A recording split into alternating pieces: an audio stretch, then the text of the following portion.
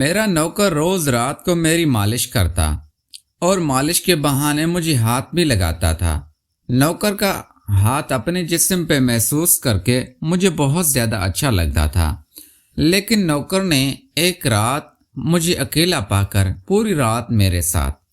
दोस्तों, कहानी बहुत ही ज्यादा मजेदार होने वाली है। कहानी से पूरा मजा लेने के लिए वीडियो को आखिर तक जरूर देखिएगा। आज रात फिर नौकर रमजान मेरे कमरे में आया और बोला, मैडम साहिबा खाना लगा दूं क्या? मैंने कहा, मुझे अभी भूख नहीं है। फिर मैं बोली, रमजान मेरा एक काम करोगे? तो रमजान बोला, बिल्कुल करेंगे मैडम साहिबा। मैंने कहा, रमजान मेरी तबीयत ठीक नहीं लग रही, थोड़ा सा तेल गरम करके लाओ, मेरे हाथ पांव दबाओ और मेरी मालिश भी कर देना। रमजान बोला, ठीक है मैडम जी, मैं तेल गरम करके लाता हूँ। मैं उस रात फिराक पहनी हुई थी। मैं बिस्तर पर लेट गई। रमजान 5 मिनट में तेल गरम करके मेरे कमरे में आ गया और मैं वहीं खड़ा हो गया। मैंने अपनी फिराक घुटनों तक उठा दी और कहा कि रमजान मेरे पैरों को तेल लगाकर मालिश कर दो। रमजान जी मैडम साहिबा कहकर मेरे पैरों को तेल की मालिश करने लगा। मैंने जानबूझकर अपनी फिराक ऊपर उठा ली ताकि रमजान को अपना जलवा दिखा सकूं। रमजान मेरे पैरों की मालिश करते हुए मेरे टांगों को घूर रहा था। रमजान की उंगलियों की पकड़ पहले से भी ज्यादा तेज हो गई थी। फिर मैं पलट गई और बोली, रमजान मेरी पीठ की भी मालिश कर दो, बहुत दर्द हो रहा है। वो थोड़ा सा हाथ खुजाने लगा। उसने कहा, मैडम साहिबा मैं ये नहीं कर सकता। मैंने कहा, रमजान देखो, तुम्हें शर्माने की कोई जरूरत नहीं है। मैंने तुम्हें अपने काम पे रखा हुआ है और इस मालिश के पैसे मैं तुम्हें अलग से दे दूंगा ताकि तुम्हारा भी घर अच्छे से चल सके। मैंने उससे पैसों का लालच दिया। रमजान ने मेरी फिराक पीठ से उठाकर पेट की मालिश शुरू कर दी। मैंने दीवार पर लगे शीशे में देख लिया कि अब वो मेरे बदन को घूर रहा था।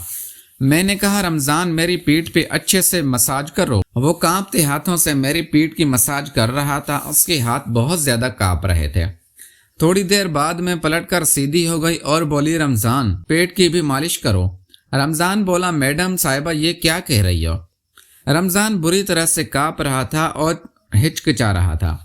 मैं जानती थी कि रमजान खुद से पहले नहीं करने वाला। वो चाहता था कि पहले मैं करूं। वो थोड़ा शर्मीला था, इसलिए मैंने उसके दोनों हाथ पकड़कर, मेरा नाम आयशा है और मैं 20 साल की खूबसूरत औरत हूँ।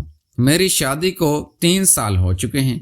जिंदगी में मुझे हर सुकून मिला, मगर एक वो सुकून नहीं मिल पाया जो एक औरत चाहती है, और वो सुकून था मेरे शोहर का प्यार। मेरे शोहर एक बड़े बिजनेसमैन हैं और बिजनेस के चलते हुए वो हमेशा घर से बाहर ही रहते हैं। मेरे पास ऐशो आराम की हर चीज़ मुयस्सर है, मगर जिस चीज़ को मैं हमेशा अपने साथ चाहती हूँ वो मेरे पास नहीं है, और वो है मेरा शोहर और उनका प्यार। मेरे घर में एक नौकर भी है जिसका नाम रमजान है और उसकी उम्र 25 साल है। वो गुजरात का रहने वाला है और वो भी शादीशुदा है, लेकिन उसकी बीवी गुजरात में ही रहती है और वो भी अपनी बीवी का प्यार पाने के लिए तड़पता है।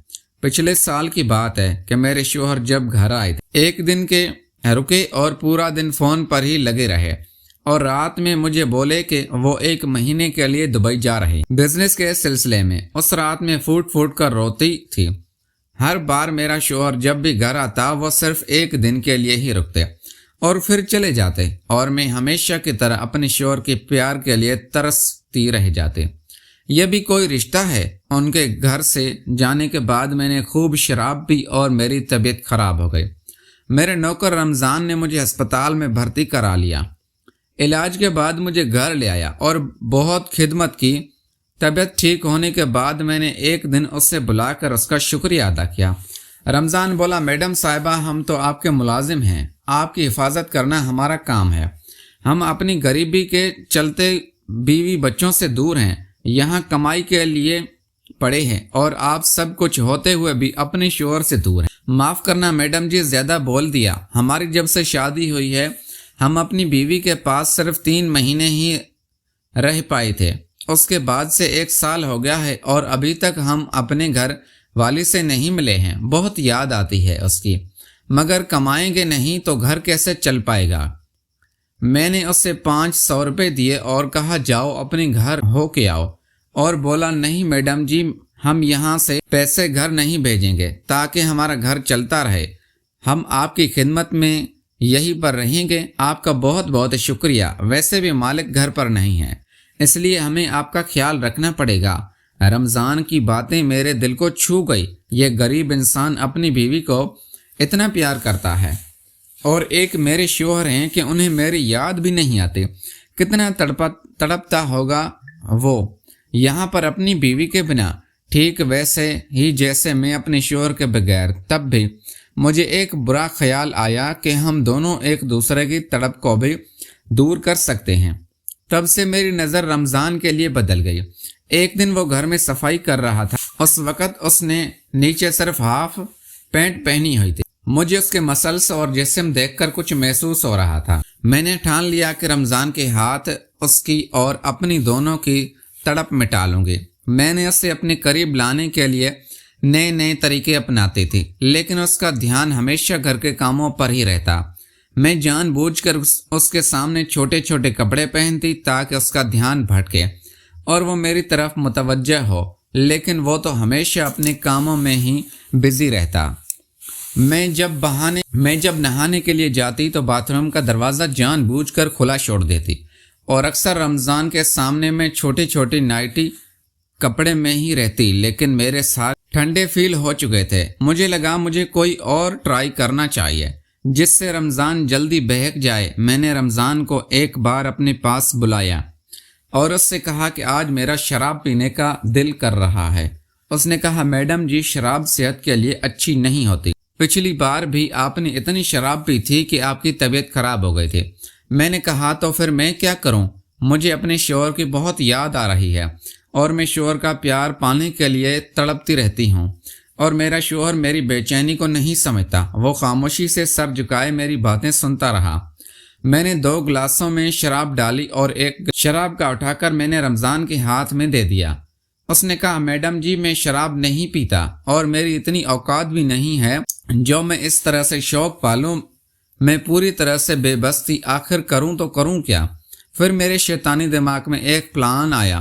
میں سمجھ گئی تھی کہ یہ پلان ضرور کام کرے گا، کیونکہ میں جانتی تھی کہ میرے شوہر کو مجھ سے زیادہ اپنے بزنس کی فکر ہے، اور میں اس طرح کی زندگی نہیں جینا چاہتی تھی۔ ہر لڑکی شادی کے بعد یہی چاہتی ہے کہ اس کا شوہر اس کے پاس رہے، اس سے پیار کرے، اس کا خیال رکھے، اور شاید میری قسمت میں شوہر کا پیار نہیں تھا۔ اس رات رمضان میرے کمرے میں آیا اور بولا، میڈم جی، کھانا لگا دوں؟ تو میں نے کہا، مجھے ابھی بھوک نہیں ہے۔ پھر میں بولی، رمضان، میرا ایک کام کرو گے؟ تو رمضان بولا، بالکل کریں گے میڈم جی۔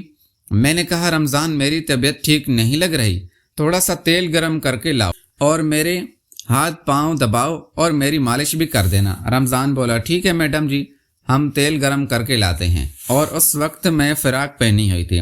میں بستر پر لیٹ گئی۔ رمضان 5 منٹ میں تیل گرم کر کے کمرے میں آیا اور وہیں کھڑا ہو گیا۔ میں نے اپنی فراق گھٹنوں تک اٹھا دیا اور کہا، رمضان، میرے پیروں پر تیل لگا کر مالش کر۔ تب بھی رمضان، جی میڈم صاحبہ کہہ کر میرے پیروں پر تیل کی مالش کرنے لگا۔ میں نے جان بوجھ کر اپنی فراق اوپر اٹھا لیا تاکہ رمضان کو اپنے جلوہ دکھا سکوں۔ رمضان میرے پیروں کی مالش کر کے میری ٹانگوں کو گھور رہا تھا۔ رمضان کی انگلیوں کی پکڑ پہلے سے بھی زیادہ تیز ہو چکی تھی۔ پھر میں پلٹ گئی اور بولی، رمضان، میری پیٹھ کی بھی مالش کر دو۔ تو رمضان ہکا بکا رہ گیا اور مجھے گھورنے لگا۔ پیارے دوستوں، میں امید کرتا ہوں ہماری کہانی آپ کو پسند آئی ہوگی۔ کہانی پسند آئی ہے تو ویڈیو کو لائک کر دیں، چینل کو سبسکرائب کر دیں۔ ملتے ہیں اگلی ویڈیو میں۔ Thanks for watching.